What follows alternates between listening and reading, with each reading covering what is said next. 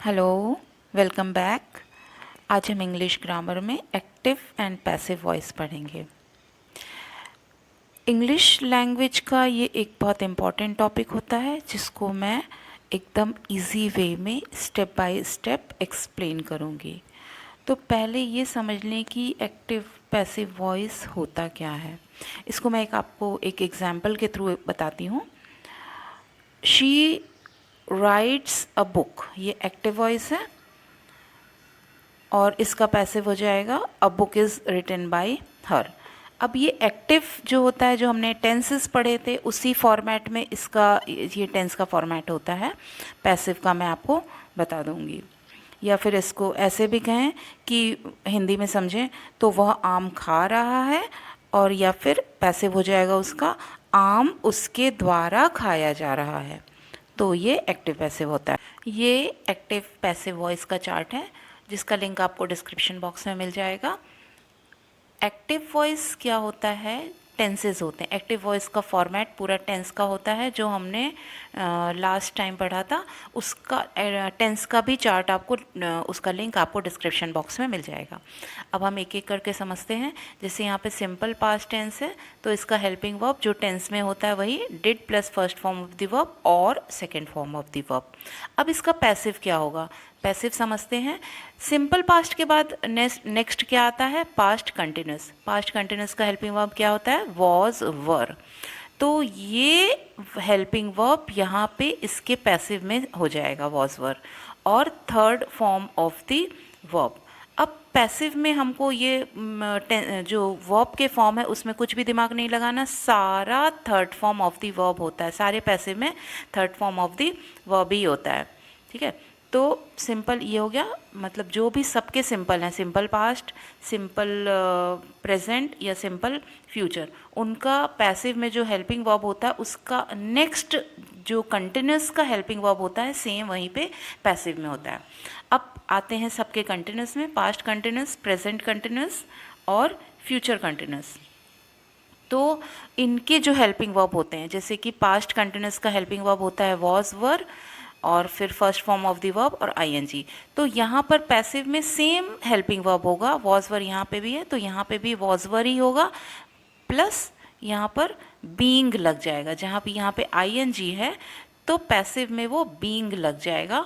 और third form of the verb मैंने बताया था कि इसमें टेंस वर्ब सिर्फ थर्ड फॉर्म ही लगेगा। पास्ट परफेक्ट, अब यदि आपको टेंस बनता रहेगा तो आपको एक्टिव पैसिव लर्न करने में बिल्कुल भी प्रॉब्लम नहीं होगी, एक बार में लर्न हो जाएगा।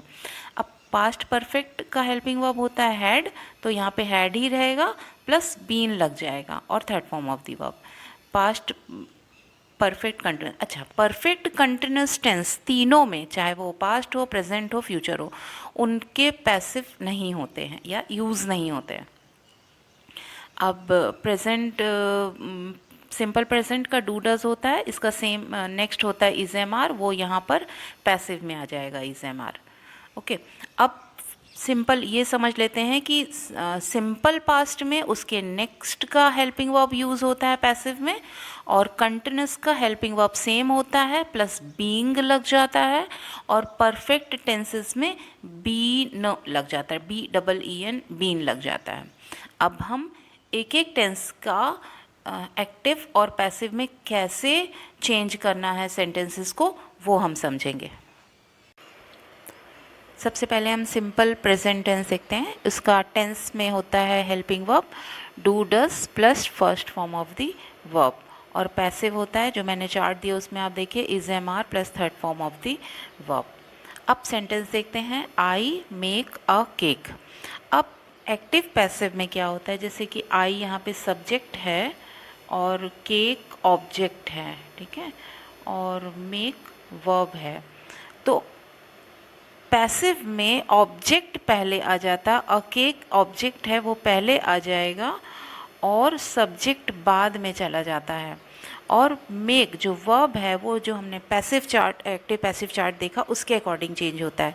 तो यहाँ पे जैसे first form of the verb second form third form में चेंज हो रहा है, तो मेक का थर्ड फॉर्म मेड होता है, तो इसलिए मेड यूज़ होगा। अब हम यहाँ पे ये इज़ कैसे आया, ये कैसे पता करेंगे। आई मेक अ केक, यहाँ पे मेक में डू साइलेंट है तो डू चेंज होता है इज एम आर में। अब बिकॉज केक सिंगुलर है तो केक के साथ इज़ यूज़ होगा, यही यदि प्लूरल नाउन होता तो वहाँ पे आर यूज़ होता। तो फाइनल सेंटेंस बनेगा a cake is made by me. अब नेक्स्ट एग्जाम्पल देखते हैं, शी टीचर्स मी। तो यहाँ पे teach first form of the verb है और ई एस मतलब डस साइलेंट है। तो शी क्या है, सब्जेक्ट है, मी ऑब्जेक्ट है। तो अगेन ऑब्जेक्ट पहले आ गया, आई पहले आ गया। अब आई के साथ इज एम आर में से एम लगता है। टीच का थर्ड फॉर्म टॉट होता है और शी इधर ऑब्जेक्ट इधर आ जाएगा, सब्जेक्ट इधर आ जाएगा तो हर। तो I am taught by her. Next देखते हैं, डू यू प्रिपेयर लंच। अब ये इंट्रोगेटिव सेंटेंस है। इंट्रोगेटिव मतलब जो क्वेश्चन सेंटेंस होते हैं। अब डू हेल्पिंग वर्ब है तो ये हेल्पिंग वर्ब से स्टार्ट होने वाला सेंटेंस है, ये इंट्रोगेटिव है। अब इंट्रोगेटिव जो एक्टिव होता है उसका पैसिव भी इंट्रोगेटिव ही होता है, मतलब सेंटेंस में कन्वर्ट नहीं होता है, इंट्रोगेटिव सेंटेंस ही रहता है, क्वेश्चन फॉर्म में ही रहता है। तो डू यू प्रिपेयर, अब यहाँ पे हम सब्जेक्ट देखते हैं यू है तो ये सब्जेक्ट बाद में चला गया और ऑब्जेक्ट लंच है तो लंच पहले आ गया। अब यहाँ पर हम डू से, बिकॉज हेल्पिंग वर्ब से शुरू हो रहा है तो पैसिव भी हेल्पिंग वर्ब से ही शुरू होगा। अब हम कैसे डिसाइड करेंगे कि इज़ एम आर में से क्या यूज़ होगा। लंच क्या है, एक सिंगुलर है तो सिंगुलर के साथ इज़ यूज़ होता है, तो इज़ लंच। प्रिपेयर का थर्ड फॉर्म प्रिपेयर्ड होता है और यू इधर ऑब्जेक्ट इधर आ गया, तो is lunch prepared by you, question mark लगा देंगे। नेक्स्ट सेंटेंस है, डज ही बाय बुक्स। अब डज ये भी क्वेश्चन से शुरू हो रहा है हेल्पिंग वर्ब से, तो पैसिव में भी हेल्पिंग वर्ब ही आएगा। अब हम कैसे डिसाइड करेंगे कि यहाँ पे आर कैसे आएगा। बुक्स ये प्लूरल है तो प्लूरल के लिए इज एम आर में से आर यूज़ होता है। अब ही सब्जेक्ट है तो सब्जेक्ट यहाँ बाद में चला गया, ये ऑब्जेक्ट बुक्स पहले आ गया, तो बुक्स पहले आ गया तो आर बुक्स। बाय का थर्ड फॉर्म बॉट, ही का इधर आ गया बाय हिम, तो are books bought by him.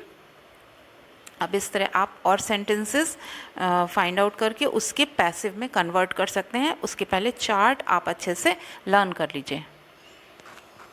Next हम देखते हैं प्रेजेंट कंटिन्यूअस टेंस। इसका हेल्पिंग वर्ब होता है is am are plus first form of the verb plus I N ji.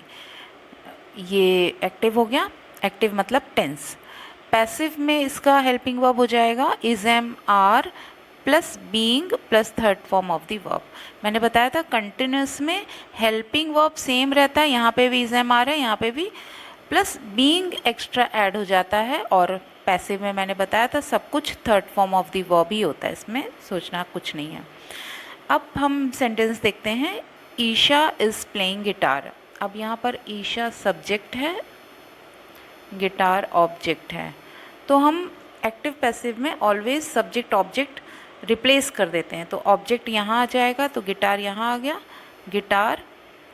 Isha by Isha last में हमने लिख दिया। अब हम इज़ एम आर है तो इज़ एम आर ही रहेगा। अब हम किस देखेंगे कि इज़ लगाएंगे एम या आर, तो गिटार सिंगुलर है इसलिए सिंगुलर के लिए इज़ यूज़ होगा, तो गिटार इज़ बीइंग लगता है तो गिटार इज़ बीइंग।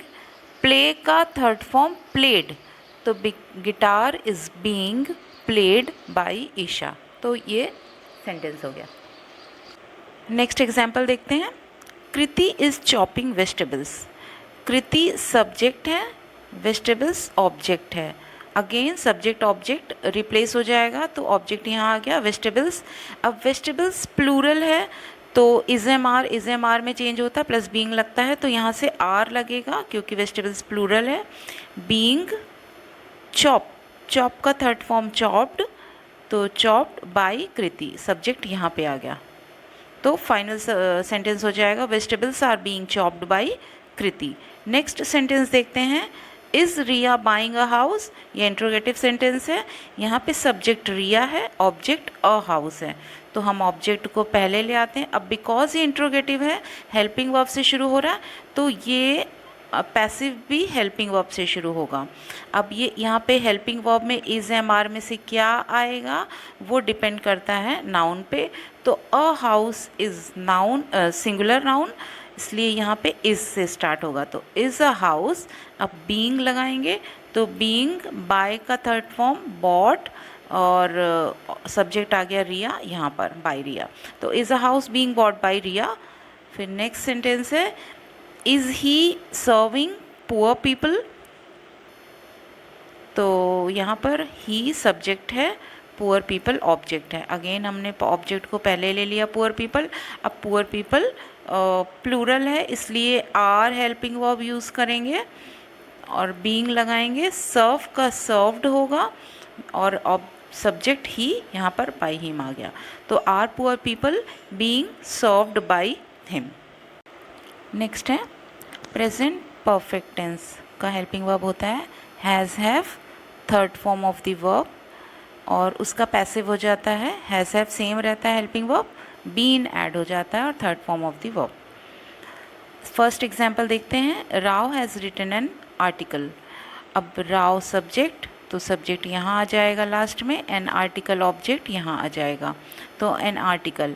अब यहाँ पे हैज़ कैसे आएगा, बिकॉज एन आर्टिकल सिंगुलर है, सिंगुलर के लिए हैज़ यूज़ होता है, प्लूरल के लिए हैव यूज़ होता है। तो एन आर्टिकल सिंगुलर है, तो सिंगुलर के लिए हैज़ यूज़ होगा। An article has been written, written यहाँ पे थर्ड फॉर्म ही है, यहाँ पे भी थर्ड फॉर्म है, has written by Rao. Next example, she has eaten 3 sandwiches.